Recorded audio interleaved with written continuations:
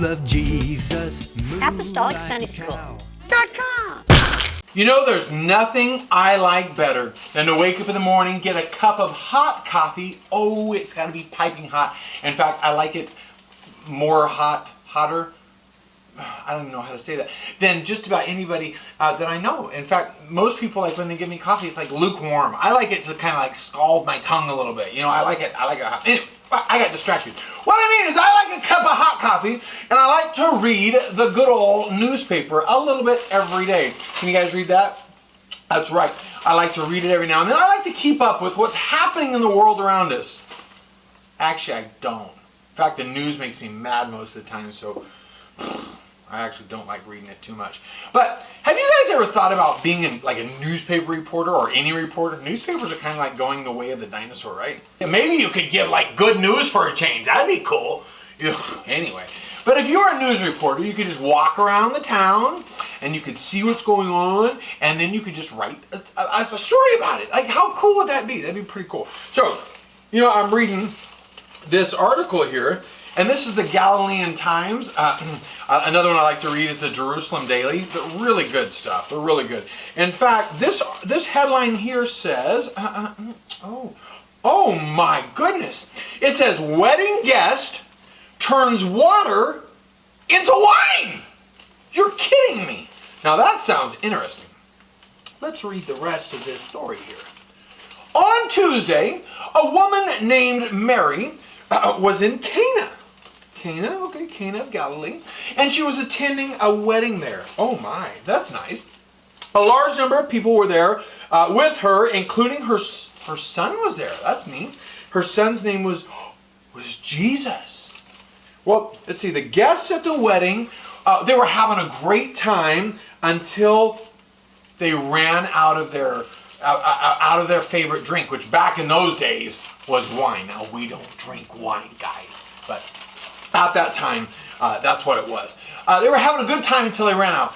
At that point, it seemed that the happy celebration might turn into disaster. Some of the wedding guests thought perhaps Jesus might have a solution.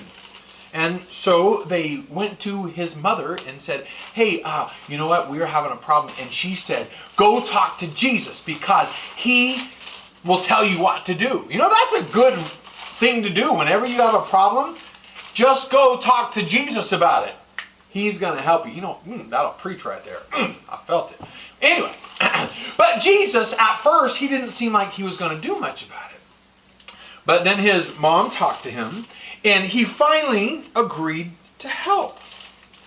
Eyewitnesses at the wedding reported that Jesus had several large water jars nearby, and he instructed some servants to fill them with water.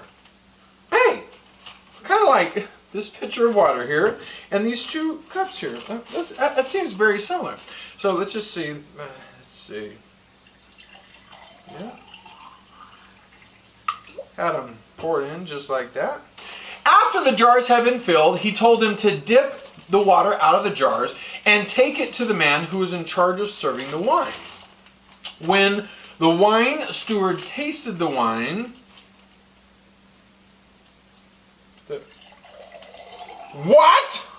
The water was turned into wine! Whoa, hold everything. It blew their minds because they knew that there was just water in there. And when they started pouring it, all of a sudden it turned into wine. Now, the crazy part of the story says when they tried it, wow, the steward said, this is the best drink we've had this whole party. They said, wow, you've saved the best for last. As a result of this miraculous event, many people have started to follow Jesus everywhere he goes. Many believe he might be the long-awaited Messiah. Wow. You know what? That's a pretty good news story, isn't it? But you know what's really great about the story? Just like Jesus performed that miracle by turning the water into wine at the celebration 2,000 years ago, he's not done yet. That's right. He's still working miracles in us. He's still working miracles around us. And if you let him, he's going to work a miracle in you, in your family, and in whatever situation that you're dealing with. Now, I actually didn't read that story here. Not in the newspaper. I read it in the Bible. That's right, I read it in the Word of God. Because there's all kinds of cool stories in there. And there are all kinds of promises that God made us, like that he can do miracles. And he still can. I have seen them myself. In fact, I've been involved in them. I literally, guys, you can believe this or not, it still happened. I saw someone raised from the dead once. I really did. It was a lady, and she had just right there in church, and the nurses checked her, and there was no pulse. She was gone.